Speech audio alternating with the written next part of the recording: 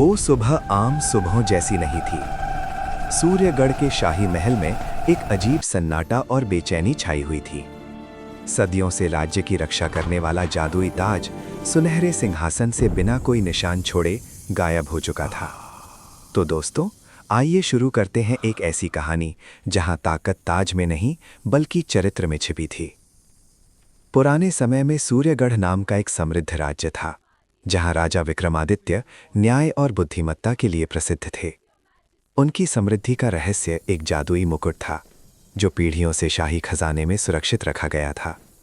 कहा जाता था कि जब तक वह मुकुट सिंहासन पर सजा रहता, राज्य में शांति और समृद्धि बनी रहती थी। एक सुबह महल में हलचल मच गई। मुकुट अपने सुनहरे आसन से गायब था। सैनिक, मंत्री और सेवक सभी हैरान थे, लेकिन कहीं कोई निशान नहीं मिला। राजा चिंतित हो गए, क्योंकि मुकुट के बिना राज्य की बरकत समाप्त हो सकती थी। राजा की 6 बेटियां थीं: राजनी, काव्या, मीरा, संजना, दिया और ईशा। वे केवल सुंदर ही नहीं बल्कि साहसी और प्रतिभाशाली भी थीं। उन्होंने निश्चय किया कि वे मुकुट को खोजकर वापस लाएंगी। राजनी, जो सबसे बड़ी थी, घने जंगल की ओर चल पड़ी। जंगल में चारों ओर सन्नाटा और अजीब आवाजें थीं। अचानक उसके सामने एक भयानक शेर आ गया। उसके मन में डर पैदा हुआ, लेकिन उसने स्वयं को संभाला। जैसे ही वो निडर होकर आगे बढ़ी, शेर धुंध में बदलकर गायब हो गया। उसे समझ आया कि ये उसके भय की परीक्षा थी। काव्या ऊंचे पहाड़ों की ओर गई। बर्फीली हवाएं तेज थीं और रास्ता कठिन था। एक स्थान पर 2 रास्ते थे, एक आसान लेकिन लंबा, दूसरा कठिन लेकिन छोटा। उसने समझदारी से काम लिया और एक तीसरा संतुलित रास्ता ढूंढ लिया, जो सुरक्षित भी था और सही भी। उसकी बुद्धिमत्ता ने उसे सफल बनाया।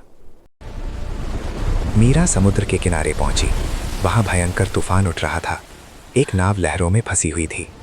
मीरा मुकुट की खोज भूलकर नाविकों की सहायता के लिए दौड़ी। उसके प्रेम और त्याग ने समुद्र को शांत कर दिया। तूफान थम गया और उसे एक चमकता हुआ पत्थर मिला, जिस पर मुकुट का चिन्ह बना था। संजना तपते रेगिस्तान में गई। सूरज की तपिश और प्यास ने उसे कमजोर कर दिया। रास्ते में उसे एक सुनहरा संदूक दिखाई दिया। एक आवाज आई, ये खजाना ले लो, मुकुट भूल जाओ।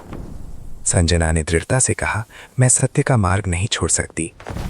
वो संदूक रेत में बदल गया। ये लालच का भान था।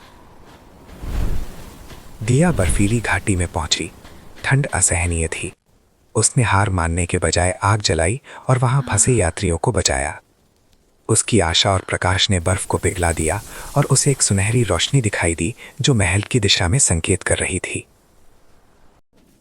ईशा एक रहस्यमयी गुफा में प्रवेश कर गई। अंदर अनगिनत खजाने चमक रहे थे। एक छायादार आवाज गूंजी, अगर तुम ये खजाना ले लो तो मुकुट तुम्हारा हो जाएगा। ईशा ने आंखें बंद कर कहा, मैं धन के लिए नहीं, न्याय के लिए आई हूं। अचानक सारे खजाने गायब हो गए और गुफा प्रकाश से भर गई। जब 6 बहनें महल लौटी तो उन्होंने अपनी परीक्षाओं का वर्णन किया। उसी क्षण दरबार के बीचों बीच प्रकाश फैल गया और जादुई मुकुट फिर से प्रकट हो गया। सभी आश्चर्यचकित रह गए। एक वृद्ध दरबारी ने कहा, मुकुट किसी चोर ने नहीं चुराया था। जब दरबार में लालच और स्वार्थ बढ़ने लगा तो मुकुट स्वयं अदृश्य हो गया। तुम सबने अपनी परीक्षाओं में भय, लालच और कमजोरी पर विजय पाई, इसीलिए मुकुट लौट आया। राजा विक्रमादित्य की आंखों में खुशी के आंसू आ गए। उन्होंने घोषणा की कि अब राज्य की असली शक्ति मुकुट नहीं बल्कि उनकी बेटियों की अच्छाई और साहस होगा। उस दिन के बाद सूर्यगढ़ में पहले से भी अधिक शांति और समृद्धि आ गई। सभी ने सीख लिया कि असली शत्रु बाहर नहीं बल्कि मनुष्य के भीतर छिपा लालच और भय होता है। और जब इंसान अपने हृदय को दृढ़ बना ले तो दुनिया की कोई शक्ति उसे पराजित नहीं कर सकती।